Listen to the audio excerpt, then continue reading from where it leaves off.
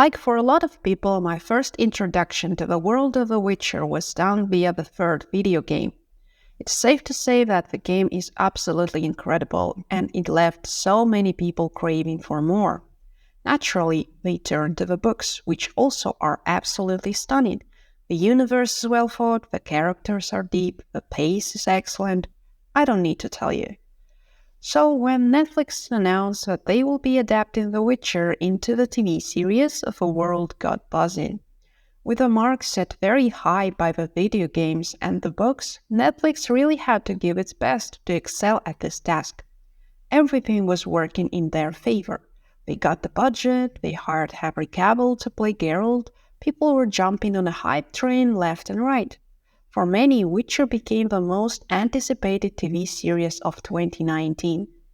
Now, in 2023, with a new season released, Witcher seems to kind of flew under everyone's radar.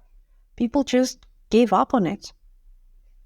Welcome to Co-Mixin', and today we'll take a look at the third season of a series that was supposed to become the next Game of Thrones, but ended up being mediocre at best. Beware of spoilers ahead.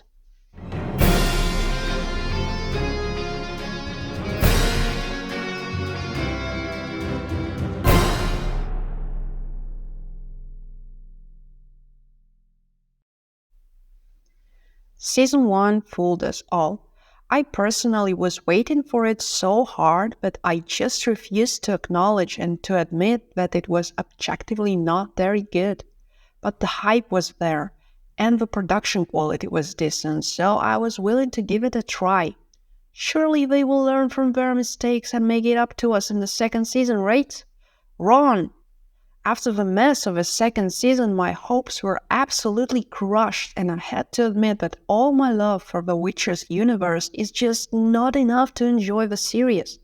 My biggest issue was that they didn't only change the lore, but they openly defied it and disrespected it.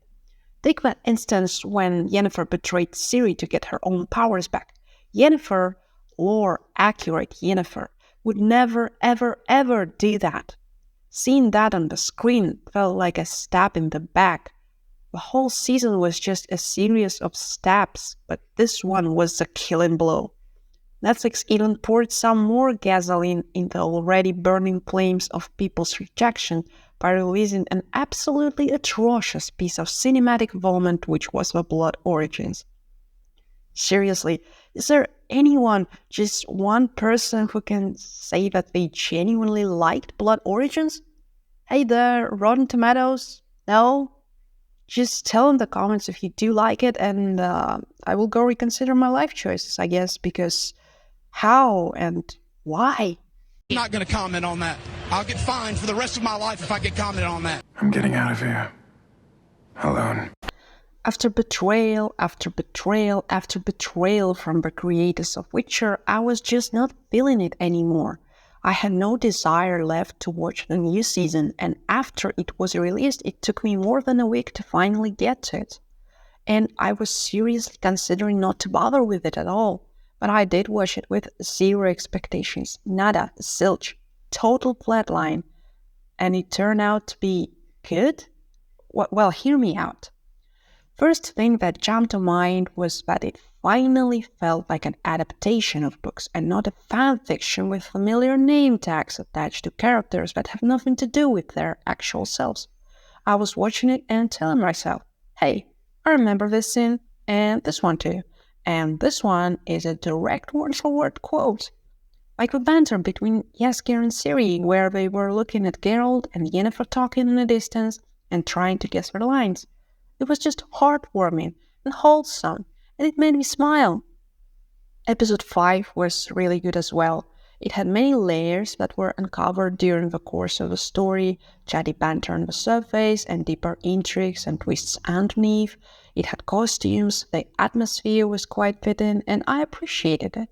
After the 5th episode that concludes the first part of the 3rd season, I really had the desire to watch the rest of it, to hope against all hope that Netflix's Witcher can be saved.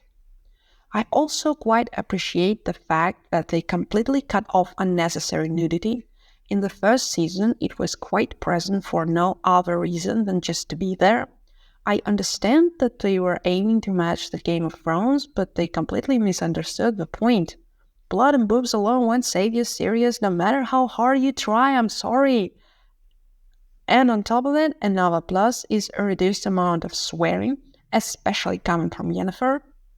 Again, nothing wrong with curse words, but they were so abundant and so unnecessary in earlier seasons that they were just a constant source of annoyance. But, as you might have guessed, it wasn't all sunshine and rainbows, far from it. Season 3 has grave issues that might have caused many fans to frown even more upon the series as a whole, and I completely understand why. Let's get to the ugly stuff. First of all, the budget seems to be cut significantly. The monsters look cheap. A fireball that Yennefer deflects in the first episode is an unwelcome hello straight from arcade games of early 2000s. The spilling blood is so fake that even pomegranate juice from my local grocery store looks more realistic. For a big license that Witcher is for Netflix, top quality visual effects are a must-have, but what I saw on the screen was far from it. Still, bad CGI can be tolerated, but budget cuts also influence the production value, and here it's unexcusable. Though first season follows so much closely the original source, it's executed in a way that at times I couldn't help but roll my eyes.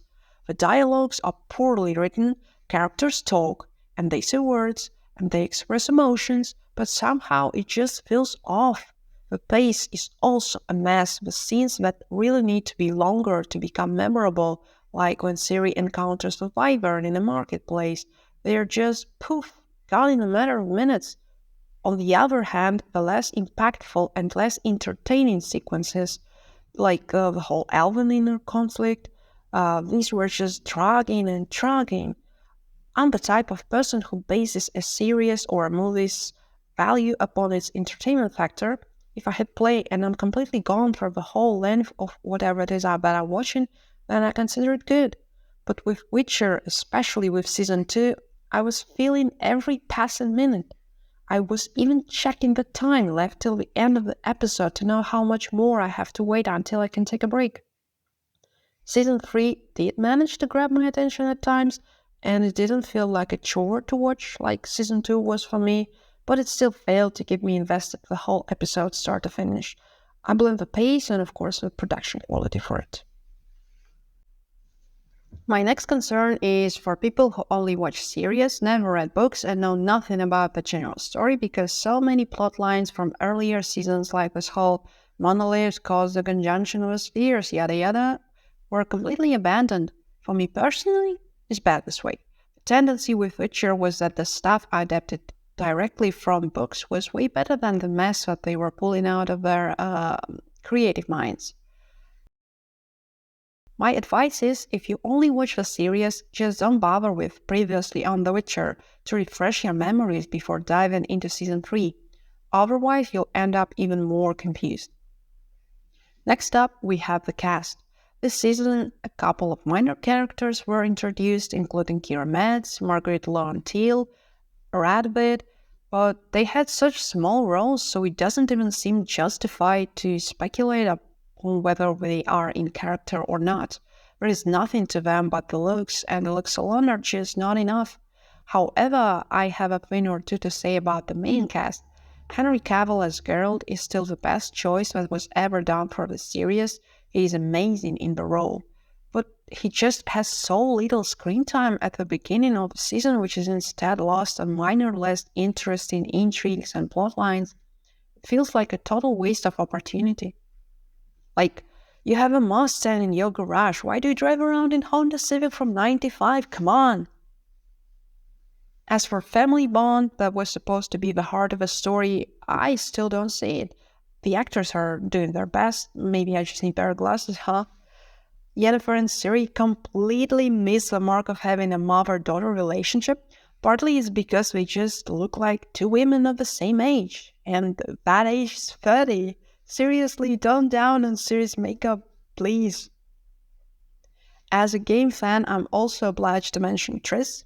She's barely present in the series this season, true, but whatever little screen time she has, she excels. She is, well, Triss. She cares about missing girls from Aretusa just like she cared for the mages of Novigrad in the games, without any ulterior motives, just trying to be helpful with a goal-focused mind, and I like it. Also, the saying is correct. For a time is the charm. They finally got her hair color right. And of course, Jaskier. Oh, Jaskier. He doesn't have an absolute banner on a look this season, and I don't understand why does he have to wear makeup or have a relationship with Radovit, but it's there, and it's not disturbing. Frankly, I expected the latter, the Radovit plotline, to be much worse, and myself to feel much more resentment for twisting the lore. I'm a die-hard Witcher lore fan, as you might have already noticed, but it ended up okay, so I'll take it. As a bonus, let me mention a couple of minor details, first being the Dear Friend letters. People were saying, and rightfully so, that these absolutely have to be included. I still wonder to this day how a bunch of letters can capture Yennefer's personality better than the entire Netflix show, but that's not the point here. The point is, people wanted them to be in the series, so here they are in the first episode of the first season, and they felt like stuff you put in your diary when nothing is going on with your day. Dear diary, today the weather was fine and I ate soup. A total miss for me. Another minor detail to be mentioned is about the monsters. I already complained about the poor quality of visual effects, but here I want to say a word about the design. I cannot stress it enough that Witcher is based upon Slavic mythology, and it's vast and rich and has a lot of unique monsters to be shown and explored. Again, back to the scene with Ciri at the marketplace. You know the one. It's not a basilisk, it's a wyvern, says Ciri. Well, it's not a wyvern either. It's an atrocious blob with fangs and wings and other monstrous-looking features. If you want to be accurate to the end, Ciri. And the last minor detail is about Dijkstra and Philippa. They were introduced as master spies, but all they did was so lame, I just couldn't take them seriously. They didn't score once at what they are supposed to be masters of. Everyone else seemed to be a step ahead, always, and they were played. Maybe we were catching them only on bad days, who knows. In conclusion, I gotta say that despite its obvious flaws, I enjoyed Season 3 more than I enjoyed the first two. Circling back to the question at the beginning of the video, did Season 3 subverted my expectations and turn out to be good? Well, no. It's still soulless, but somehow a little less soulless, if that makes any sense. It's far from perfect, and the issues that I mentioned in this video make it really hard to say that Season 3 has redeemed the franchise and that it's finally on the right path. Now that I think of it, I believe the main reason I like the season more in the first place is because it's so much closer to the books that it gives me hope. At the end of the day, if nothing else, we can at least appreciate that the creators of the show have finally read the books. So let me rest my case here, but what about you guys? Did you like the new season of Witcher or did you hate it? Feel free to leave comments, and if you want to support our channel, please leave a like and subscribe. Thank you, and until we meet again here at Go Mixing.